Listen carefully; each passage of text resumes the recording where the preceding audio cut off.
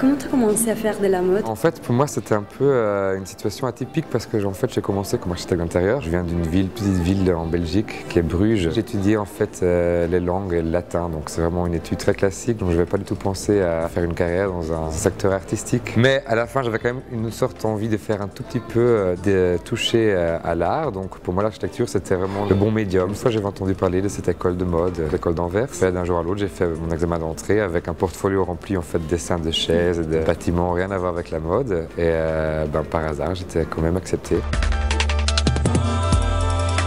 J'ai été recruté pour travailler pour la maison Jean-Paul Gaultier, pour la pré-collection femmes et la collection hommes. J'ai travaillé pour différents projets avec Bruno Pieters, un créateur belge, entre autres une marque qu'il avait lancée qui s'appelle Honest Buy, qui est une marque écologique transparente, et aussi pour une collaboration qu'il a fait avec le groupe H&M. Et donc avec toute cette expérience-là, pendant 4 ans de travail, j'ai beaucoup épargné, et voilà, à un moment donné, j'étais là, ok, j'ai un petit budget pour commencer, on va le faire. Et pourquoi tu as décidé de t'installer à Paris? En fait, ça commençait très normalement, puisque en fait, j'avais travaillé à Paris déjà depuis quelques années. J'adore Paris, c'est une ville naturellement un peu difficile pour commencer. Ouais. Ça aurait été peut-être plus facile de commencer ma marque en Belgique.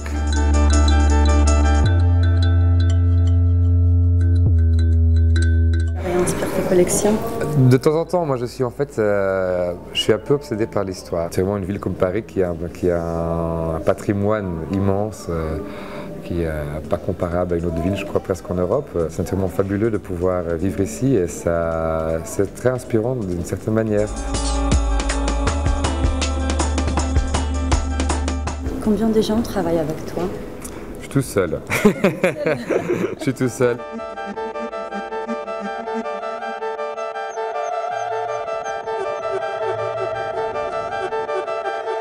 Et qui serait ton égérie idéal? Toujours des personnes historiques en fait, c'est assez spécial. Ah oui? Mais par exemple, la dernière collection, celle-ci en fait, c'était une muse des pré-raphaélites qui s'appelait Elizabeth Siddal. Elizabeth Siddal, c'est donc une Anglaise qui est une des artistes, une des premières artistes en fait indépendantes, féminines, dans le temps victorien, qui a une histoire très chaotique et très dramatique, comme on les aime bien. J'ai quand même fait beaucoup de graphisme autour de ses portraits. L'idée toujours que moi j'ai, c'est que mon vêtement est quand même un vêtement que j'essaie d'être assez confortable. Donc ou bien on travaille avec des élastiques, ou bien on travaille avec des ouvertures, des plis. Je suis très focusé sur la construction. Je crois que c'est aussi un peu mon histoire d'architecture que je répète. Pour moi c'est très important, puisque mes collections sont quand même encore petites, que chaque pièce a vraiment une histoire.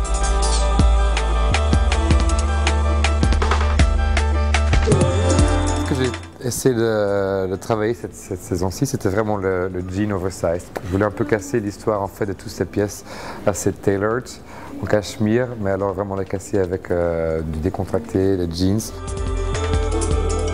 Ça, vous voyez vraiment en fait, ça donne une extra dimension avec donc ces panneaux en fait plats qui en fait donnent cette architecture assez verticale, l'idée un peu des histoires gothiques de cathédrales. Simplement cette robe-là, en théorie, c'est quand même une robe qui est assez fortement construite, donc en fait il y a un gros panneau devant qui rend donc à une manche avec un point couture. À la fin, c'est quand même un oversized t-shirt. C'est vraiment juste un t-shirt oversized avec une grosse boucle sur le dos.